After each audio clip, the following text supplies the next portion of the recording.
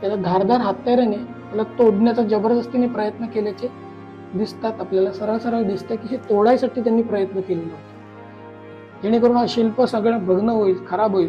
म्हणून खूप धीर गंभीरपणे तो एक एक चिमणीचा त्याच्या हातोड्याचा प्रमाणबद्धतेने तो घाव घालायचा. पण मात्र तोडताना खूप निर्दयीपणे आणि खूप क्रूर मनाने ते करावं लागतं. आणि हे तुम्हाला ते या शिल्पावर दिसतं. इथे जे घाव आहेत कुठल्या तरी धारदार वस्तूने त्याला तोडण्याचा प्रयत्न केला. किती छान काम केलेलं आहे. हे काम करण्यासाठी किती स्थित प्रज्ञता लागते, मनाची एकाग्रता लागते. पण ती तोडताना मात्र काही लागत नाही, ते भग्न करायला काही लागत नाही.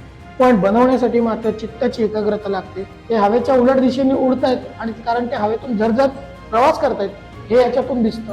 अतिशय जबरदस्त इथली शिल्पकला आहे.